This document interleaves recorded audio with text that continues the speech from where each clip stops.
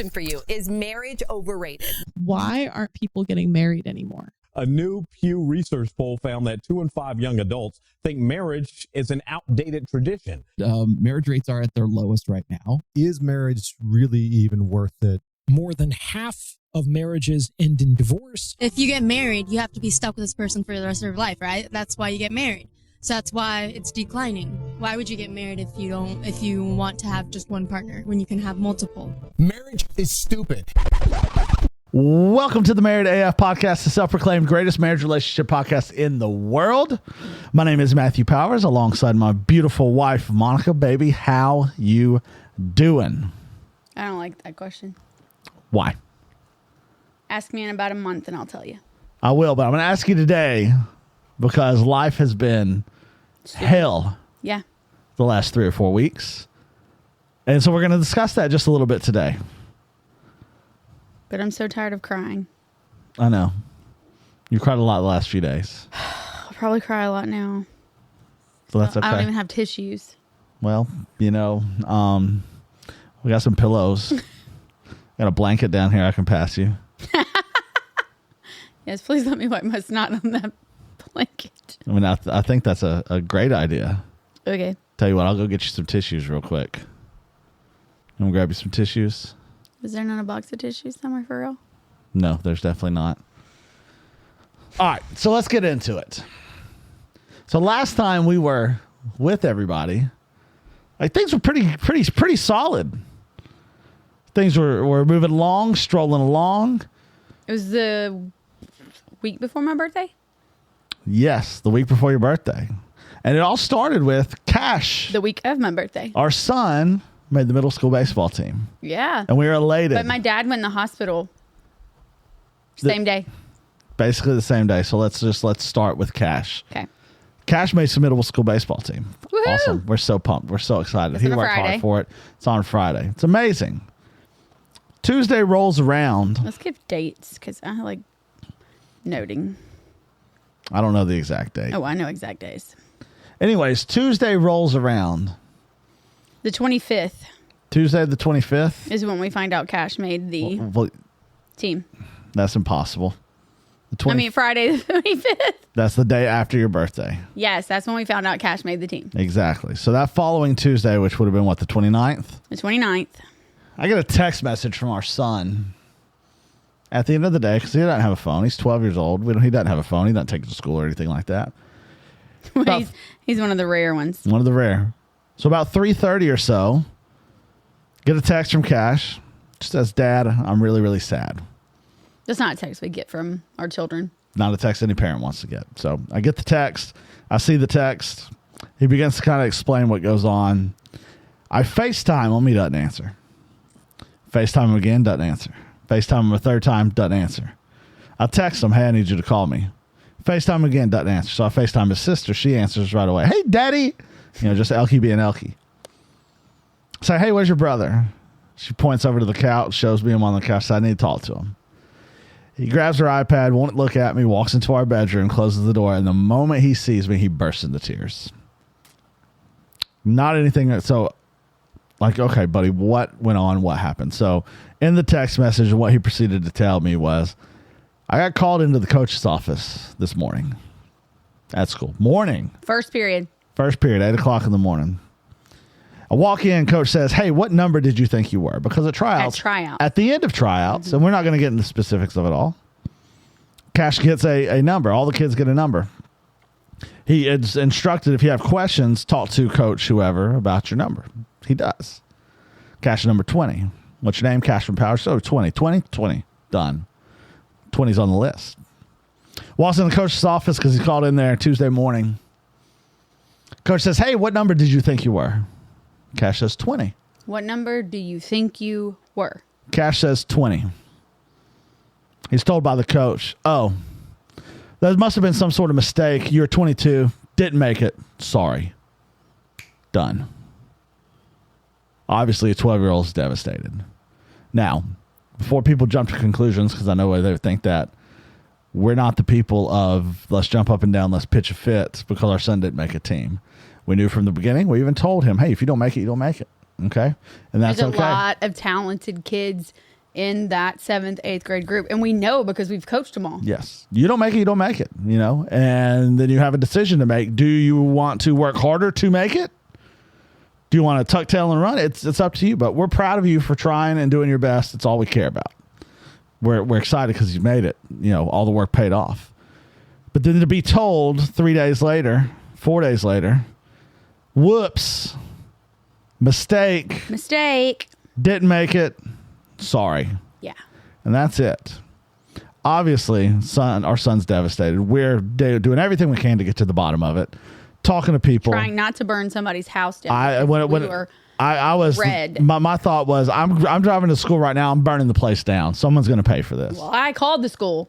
Of course, this is at 4 o'clock. And no one's imagine somebody answer the phone at 4 o'clock at a school. Not going to happen.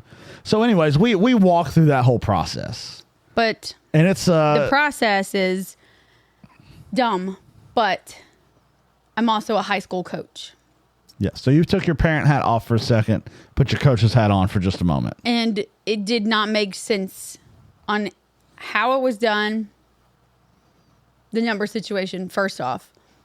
Telling 12-year-olds, 12 and 13-year-olds a number at the end of practice, like they're going to remember that. Never communicating anything with the parents all on the way. We won't get into the nitty-gritty of it, but no communication whatsoever. But if there's a mistake as a coach, we don't want anyone to know we have made a mistake. Well, and that's, as we walk through it, and every single person we talk to, our friends, our family, other coaches, administration at the high school, anyone had the same thought we did. There was a mistake. There's a mistake. You own it.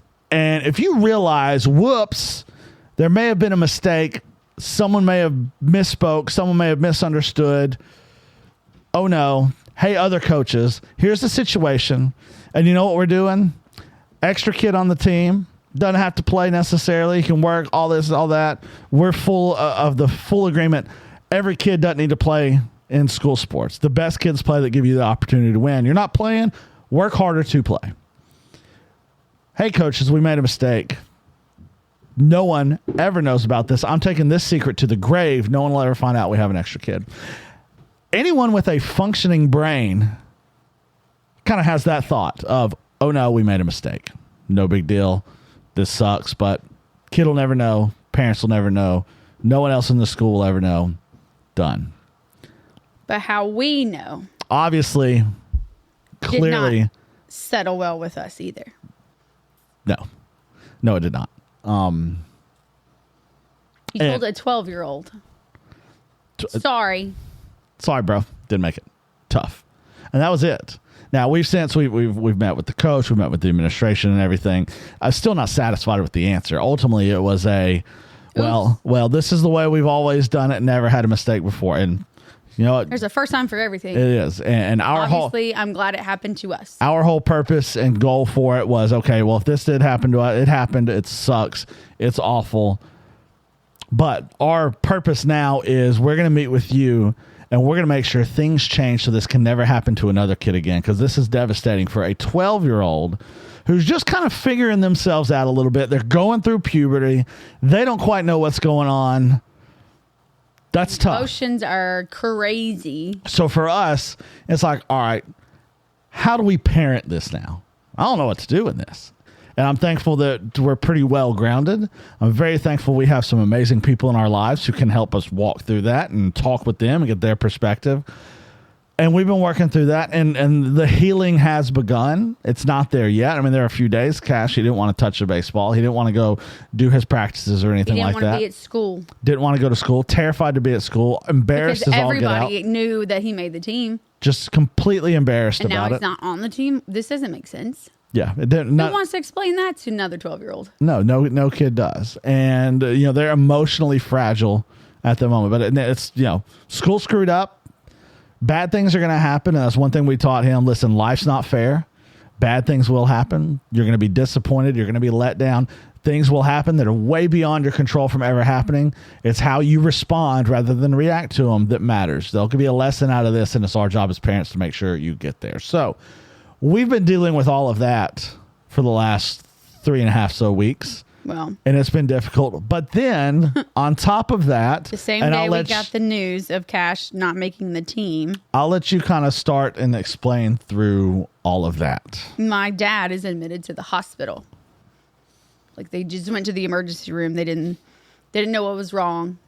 Which, unfortunately, is kind of been a trend the last few years. He's not been in good health. We've seen this several times My before. mom either. Nope. And It's like they're taking turns. when he got admitted to the hospital, the thought was, okay, well, he's in there. He's going to get some care. He'll be okay. Nothing really seems It's not dire. his heart. Not his heart, which is great. It's his kidneys. Okay. We can handle this. We can do this. Well, last time he was there when he had to go on dialysis, he has a chronic kidney disease. So they've said if he goes on dialysis, more than likely, if he's ever put on dialysis again for any reason, he would not come off. It'd be a permanent thing. And I know people live long lives with this dialysis. It's not the end of the world. No, it's frustrating. It's a lot. There's a lot you have to do, but Right. you can get through it. Well, he's in there for a week. Yes. And there's still no results. His swelling, he's just so swollen, he can't really move. Well, after being in there a week, they wanted to do a heart cath to see if his heart was working well enough to do some other diuretics to make it. Well, and before that, so that was I think they were supposed to do that on a Tuesday. That Sunday before, you're getting ready to come to church. Me and the kids are at church already. You're getting ready to come to church. November 2nd. And you send me a text message. No, that's the Saturday, the 3rd. You send me a text message that just says, call me ASAP. I'm looking, okay, well, what's going on? I call you. And essentially you got a phone call with information saying, hey, nothing's working and there's really nothing they can do. And the immediate thought was, kidneys have failed. They can't do anything. I need to go see my dad, tell him goodbye. Yeah. And take the kids one last time to see him. And that happened on that Sunday. That happened on the 3rd. Yep. So on that Tuesday, which would be the 5th. Yes, this is all right. They tell us on that Sunday they want to do this thing, the heart cath, to see if his heart's working well enough to get some more diuretics on him so he can try to get the fluid off, because it's not in his bloodstream, it's in the tissues. So we're needing to do another test. Well, it's like the whole family started coming on that Sunday because that's what we were told. So we're told, hey, this is it. He's got a couple days. It's over. So the 5th, which is election day. That's right. Which is a whole nother level of stress that the entire country's going through. Luckily, we're not too deep into that, but that is happening. So on the 5th. On the 5th, my sister, my mom, and myself all take off work because this is the day that they are going to do this procedure. His procedure was supposed to be at 9:30 a.m. and they come and get him at 2. Now, I know things in the OR happen. Fine. They're running late. Things go way longer than they should. Things that are unexpected happen. Okay. But they take him back at 2 o'clock. Around 2:30, they come out to tell us his nurse gave him some medicine that he's not supposed to have for 48 hours. So we can't do this test today. Which, thank God they caught that, because it would have killed him. We took off work, took time away from all the things that we needed to be doing for them to not do anything. Okay. Me and my sister talked to patient services, not as a complaining, as in another situation where Hey, we don't want this to happen to somebody else. We need to let this be known so things can be looked at. To not mistakes happen. Everyone makes mistakes. That. No one's perfect. Sucks it happened here. Bad news. But you know what? At the end of the day, no one died. It's going to be okay. So 48 hours. All right, this is a Tuesday. Plan to have the procedure done on Thursday. All right. We're going to take off work on Thursday. Again. At about 3 o'clock on Wednesday, I'm at the school in the weight room with the softball team. We're getting ready to go to the field. My sister calls and says, Dad just called Mom. They are taking him down to do the procedure today. I said, today? 48 hours? That's not even 24. Whoa. Just get to the hospital. Well, of course. Take off running. Sorry, guys. I have to go. My dad, they're like, just go. I love my head coach. She's great. It's great. She's had to put up with the softball team for almost 2 weeks without me now. Yes, she has. But we go to the hospital. That is done. He's massive. He is bigger than he was on Tuesday. Like miserable. And this happens on Wednesday. Now, granted, he was supposed to have the surgery on Thursday, the procedure on Thursday. 48 hours hadn't passed. Okay, doctors are smarter than we are with this stuff. So clearly it's probably going to be. The biggest problem here is no one was there. No. They're about to wheel him back into surgery. Terrified. And nobody's there and nobody knows. No one knew. No one was notified. If he didn't call my mom, he'd have had it. No one would have been there. he's never not been through a surgery where one of us have not been back there with him. Someone's there, which should be. You should have someone there for you. It's a very stressful moment, no matter the level of surgery. So that was on the 6th. The 7th and 8th, the doctors are saying, we're going to start this medication. So by Friday, we should know a dialysis situation. Right. Well, Saturday, we find out that the medicine has worked and a little bit of his fluid has gone. It's great. Hallelujah.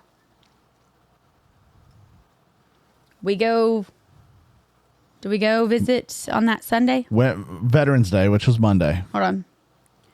Didn't we go that Sunday? We did not. We did not go this Sunday? No, Sunday was Carson's birthday. Correct. We had Carson's birthday party that Sunday. And then Monday, on Veterans Day, there's no school. So me and my sister took our kids to see Dad. Because doing better. Let's cheer them up. Keep them in good spirits. Let's go do that. Well, they get there a little bit before we do. So they're already downstairs at the cafeteria. When we walk in, Dad's sleeping. So we just joined them in the cafeteria. We might have been gone for 45 minutes. We get back up to the room. And I had mentioned to my sister that it was weird because Dad's sleeping and we get back up there and he still has not woke up. I said, Dad snores really loud when he's sleeping. He's laying in the bed. He's shaking. Like his arms are twitching. His legs are twitching. We tried for 30 minutes to wake him up. With the kids laughing and calling for Papa, nothing worked. I screamed out. I call my dad Daddy-O. I screamed out, Daddy-O! His eyes went from real big and then closed right back. The kids thought he was being funny. So, and that's just what he does. He likes to be fun. They laughed at him. All four of them laughed at him. But when he opened his eyes, it was really strange what we saw. Like there was zero movement. Me and my sister just looked at each other. Still couldn't get him. So she goes to pull back his eyelid just to look at his eye. There's no movement. Usually somebody tries to pull their eyes back. And I just looked at her. Uh-oh. What's happening? She goes to get a nurse. The nurse comes back in and says, well, he was up this morning. He was even sitting up on the side of the bed. Whoa. He was sitting up on the side of the bed? That's odd. Nurse comes in. She cannot wake him up. she does this weird compression on his chest, and it's very vigorous, and he comes to with his chest. His eyes are wide open. They're almost bulging out of his head. She instantly pushes a button and codes him for a stroke. Yep. With you guys and the kids all in the four room. grandkids in there. My sister looks to her husband and says, "Get the kids out." Of course, the announcement's going all over the hospital. Now, Carson and Corbin are a little young. They might remember, maybe. But my two had so many questions. Yeah, they're 10 and 12, so they're kind of recognizing the severity of the situation and what's going on. And that's when I get a call from you. Come get the kids now. Dad has coded. The worst part was my mom wasn't there. She was at work. So you have to call your mom and say, hey, your dad's coded for a stroke. Well, they ask him questions. My sister, anxiety took over her, and she needed to sit down. Like, it was a serious moment for us to watch our dad not know who he was. Anything. Could not form a sentence. It was bad. So they wheel him out of the room that he was in. CT scans, can't have MRIs or anything like that because he has a pacemaker, and his pacemaker does not allow that to happen. So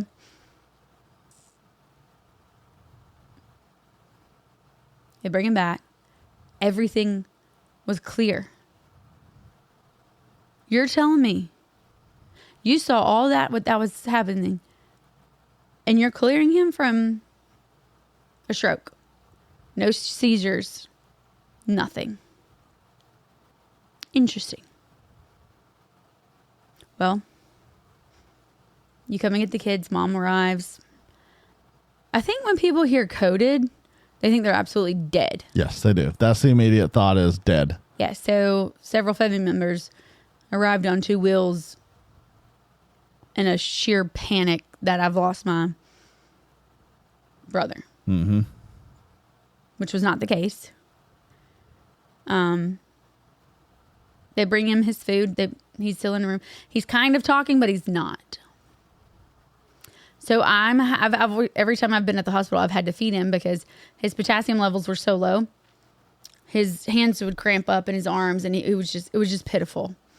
So every time I was there, I was feeding him. So, of course, this time I'm feeding him too, and he had chicken and I think potatoes, but I mashed them up really good to see if he could even eat them. And I started wondering, you know what? He's not with it. Like, I had to let the spoon touch his lip to know, hey, there's another bite. So I changed it to like pudding. And the doctor that was with the stroke team, that was over the stroke team, comes back in while I'm doing this. And I said, listen, I'm worried because he is not necessarily responding. He is still chewing stuff, and there's nothing in his mouth to chew. And I've been giving him pudding. He said, interesting. So the people that were in the room kind of dispersed for a second. Doctor tries to talk to him.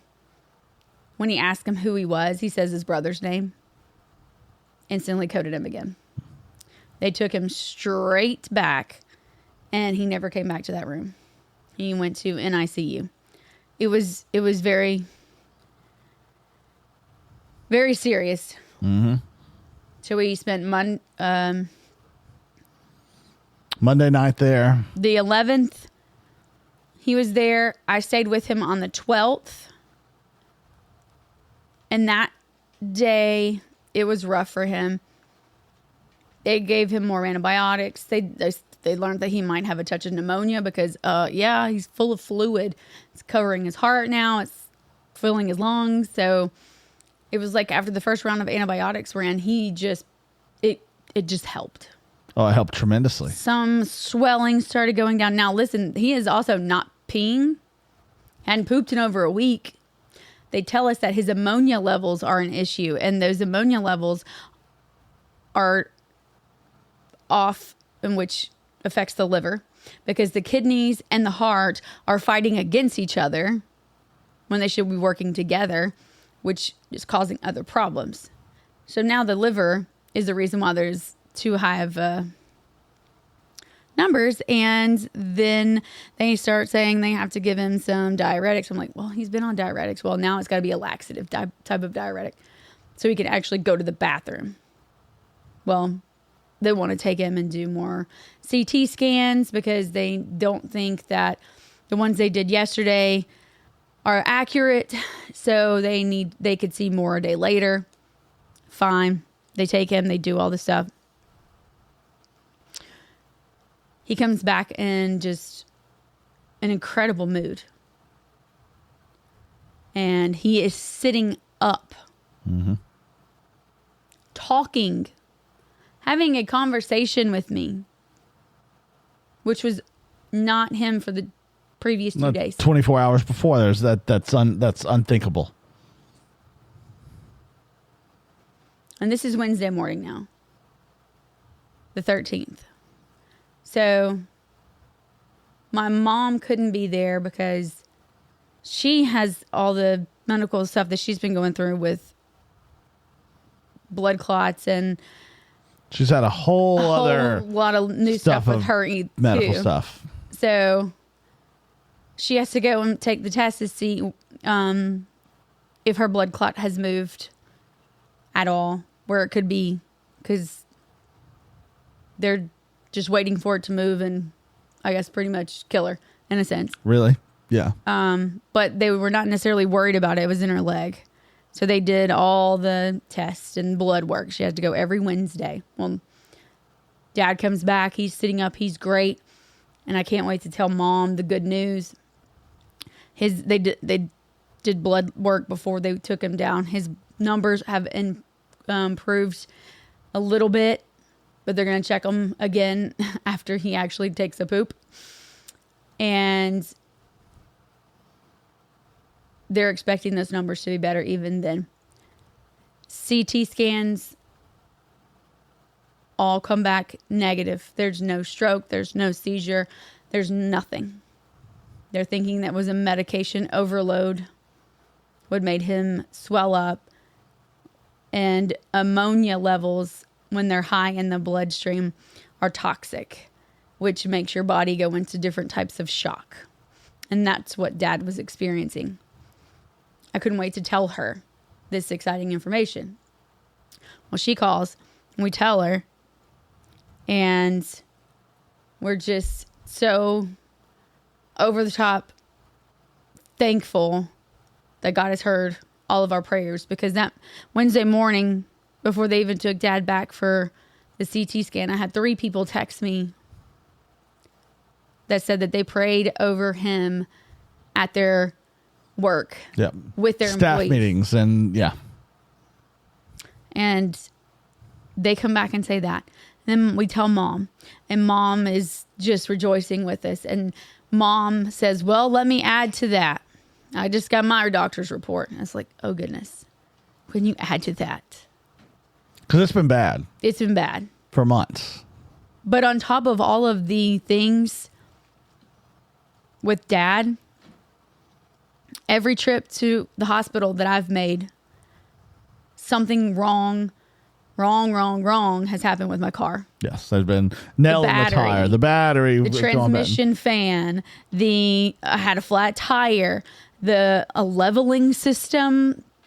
I don't even know what that is. Which, all that stuff, I mean, none of it's good or exciting, or no one wants to deal with it. But you add that on top of all the other cash stuff. with the baseball and your mom and your dad. And we haven't even talked about Elkie and the basketball team. Yes. And we'll have to save that for another time. But there's just been so many life circumstances.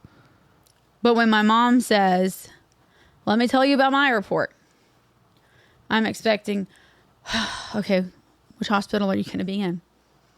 You should be at this one because your doctors are the same. Well, my blood levels with my kidneys are great, and I have 0 blood clots. I said, Look at God. Now he's just showing off. And she's been going weekly. And for months. Nothing has ever changed. It's all been, nope, still there, still a problem. Yep. Not getting any better. And just in an instant, they're gone. Yep. Gone. And it's just been. And then God continued to show out on that day. Because my mom left her appointments to come to the hospital so I could go home and get some sleep. Because I stayed with Dad. There's no sleeping in a hospital, especially when you're not the patient. I was gone for what? Maybe an hour from the hospital? When they called to tell me that he is being moved to a regular room today. And that was on Wednesday. That was Wednesday. And here we sit on Sunday. This is Sunday. And so we're recording this one. He's still there, but no, he's not still. Well, he's still in the hospital. He's still at the hospital, but he is not even in that room that he was moved to out of ICU. He is on the 10th floor in a strictly rehab. He is in real rehabilitation now to just get all his functions back to be able to come home. When 2 weeks ago from today, it was come in. We don't know we're going to see him. It was come in. There's nothing we can. Everything we've done doesn't work, and there's nothing more we can do. You need to come say your goodbyes. That was 2 weeks ago. Today, we sit here where he's being rehabilitated to come back home. Walking with a walker, but still he's walking. He can get up and go to the bathroom by himself. He's able to feed himself. He can feed himself. And it just kind of goes to show you the power of prayer. Because all the doctors are like, well, I guess it was probably from this or maybe this. Yes. They don't know. Don't know. It shows God can still heal. Yeah. And the reason we found it important to tell all this is, one, nobody's immune to hard circumstances. No, because I even told you multiple times. I felt like every time I would call you at a random time during the day, it was only bad news. It was constantly bad news. For the last 3 weeks, it's been nothing but bad news because every day. We text all day. We just want to be with each other, and we can't be with each other all the time, so we text each other all the time. Even if it's just I'm bored, what are you doing? But every time I would call you, it would be, well, this happened or this happened. Well, when I called you that last time, it was a what? This is unbelievable. And it's just like, okay, finally there's a glimmer of hope. But with all the things with baseball and the school and Oki with basketball, which is for a different day, and daily with Dad at the hospital, and my car, I said, okay, I swear there has to be somebody doing these things to us on purpose. There has to be cameras following us. They are pushing us to a limit to see how we are going to act when this situation happens. Because I know that there's a difference between how you react and respond. And we are a typical respond kind of person. Except that time, we didn't tell anybody that we wanted to burn people's houses down.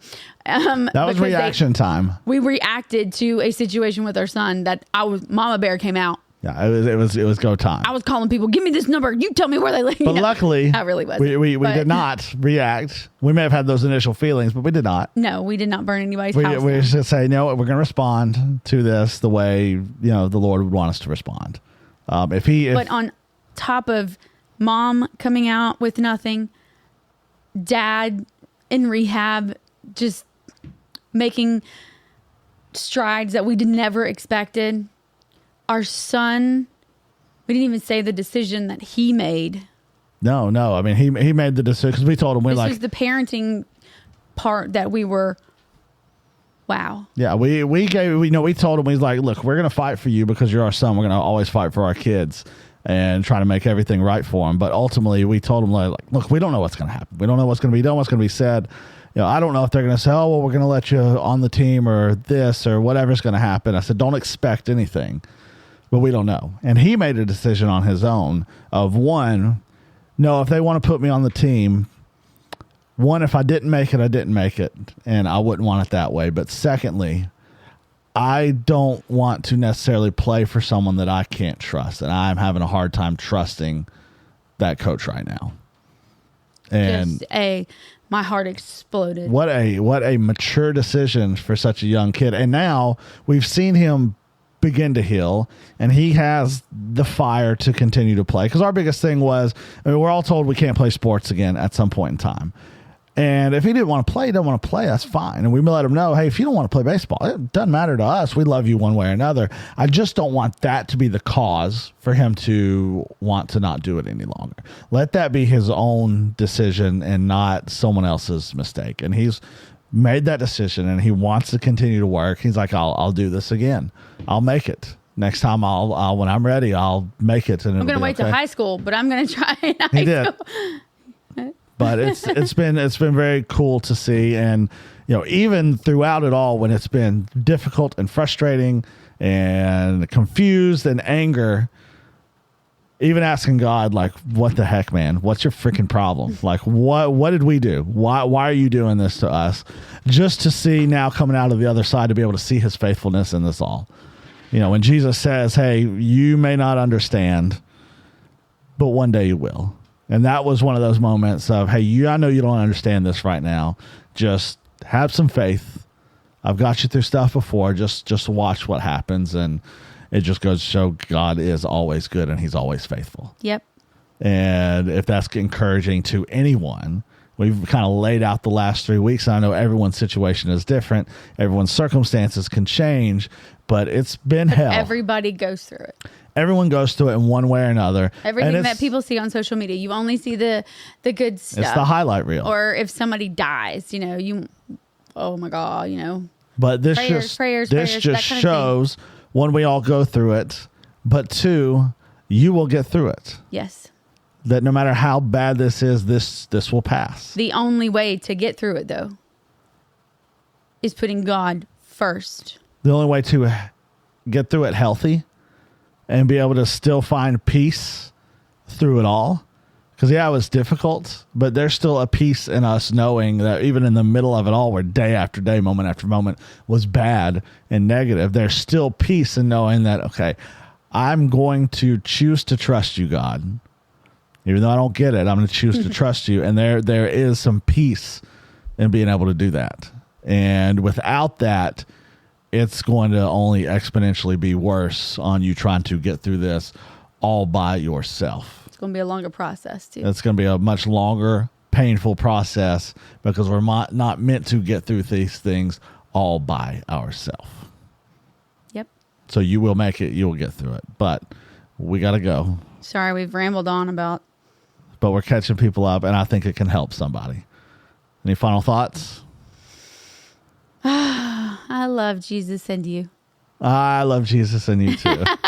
God, in we that love order. You. Yes, in that order. God, we love you so much, and we are thankful. We're thankful for your love. We're thankful for your just faithfulness through it all. Even in the just storm of the last few weeks, you were still there. You're still good, and we're just thankful for that. And we pray that this can reach the people that need to hear that, because there's struggles everywhere. People are going through stuff that no one even knows about, but you do. And just pray that this can be a little glimmer of hope for other people to be able to experience what we've been able to experience through this difficult time, that you're still good, you're still in control, and that you always remain faithful. And we're so thankful for that. And when those people are able to experience that, God, we pray you get all the glory for it, because it's all because of you. We love you. We thank you. In Jesus' name, amen. Amen. Play ball.